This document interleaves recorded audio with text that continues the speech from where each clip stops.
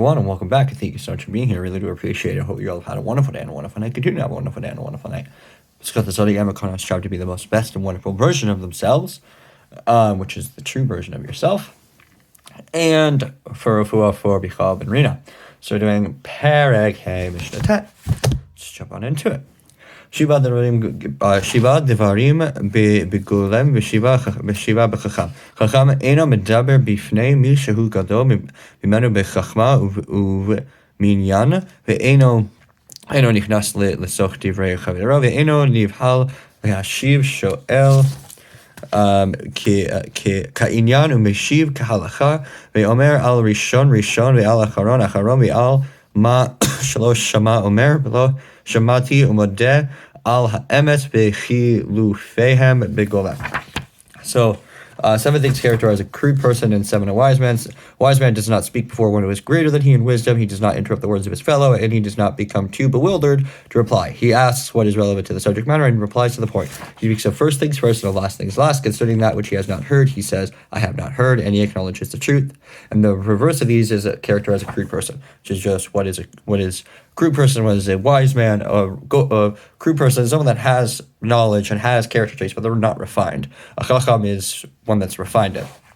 So, just trying to go through it quickly, is that the Rambam kind of explains it in an interesting way. He says, is that these include 4 ethical virtues. So when he does not speak before one who is greater than he in wisdom, he does not interrupt the words of his fellow, but instead waits until he concludes his words. He does not speak about subjects he does not know, as it says, concerning that which he has not heard. He says, I have not heard, nor is he stubborn. Instead, when he hears the truth, he acknowledges it. Even if he has the possibility to put off the matter, to argue, or to deceive others, he does not do so. This is what is meant by he acknowledges the truth.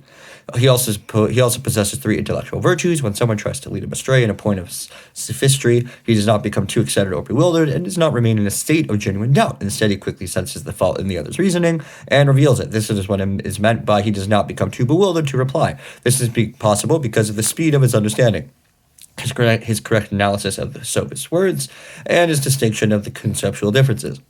A second virtue is the ability to ask proper questions about subject matter. He will not seek to understand a point of logic when studying natural science, nor a principle of nature when studying logic. Similarly, if questions are directed to him, he will give pertinent answers. If he's asked about matters for which he can bring proofs, he will bring proofs. If he is asked about other matters, he will give an answer appropriate to the subject at hand. If he is asked about the material dimensions of a subject, he will not reply about its abstracts. And if he is asked about the abstracts, he will not reply the material dimensions. Instead, he will go to the crux of the matter. This is what is meant by he asks what is relevant to the subject matter and applies to the point.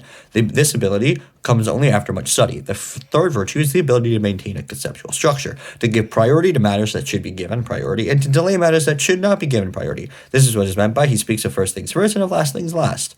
A crude person is characterized by the opposite of these traits. As explained, he has not perfected himself. He has not reached this refined level of conduct.